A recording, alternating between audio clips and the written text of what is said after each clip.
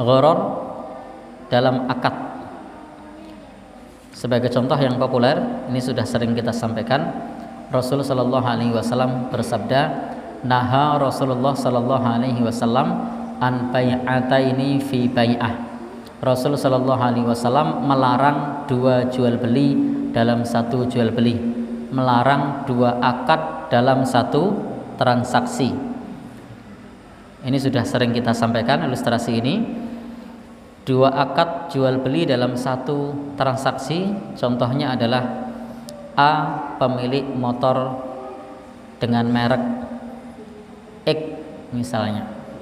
Dia mengatakan kepada B, saya jual motor ini kepada Anda kalau tunai seharga 10 juta, kalau kredit selama 2 tahun seharga 12 juta. Lalu B tanpa menentukan akad yang diinginkan, apakah tunai atau kredit, lalu mengambil motor, mengatakan saya beli motor Anda, tanpa bilang itu cash atau kredit. Sehingga ini yang punya motor juga harap-harap cemas, ini mau dibeli cash atau kredit. Apalagi teman dekat, motornya ada di bawah pula, jelas ada gharornya. Dia berpikir cash, ternyata kredit. Dia berpikir kredit, ternyata cash. Sehingga di sini ada gharor. Demikian pula dalam praktek leasing, itu juga terdapat gharor, karena ada dua akad, akad sewa dan beli.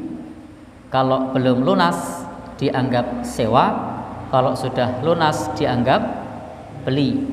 Sehingga jangan kaget kalau kita menjumpai praktek yang semacam ini, kemudian setelah tidak ngangsur berapa kali?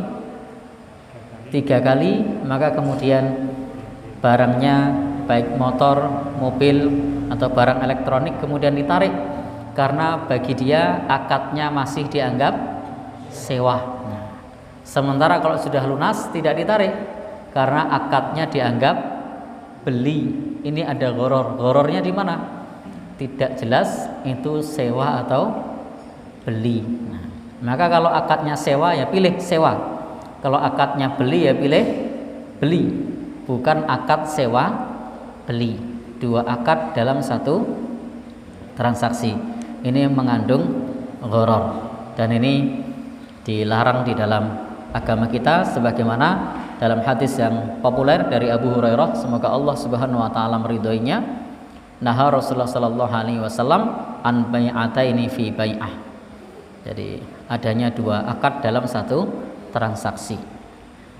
Maka dibuat jelas saja, kalau mau nyewa ya sewa, kalau mau beli ya beli. Karena mengandung ketidakjelasan. Bahkan yang punya pun juga belum tahu ini statusnya nanti sewa atau beli. Ternyata di tengah jalan tidak bisa ngangsur lagi. Nah, jatuhnya apa? Sewa. Kalau ternyata bisa sampai lunas, jatuhnya beli.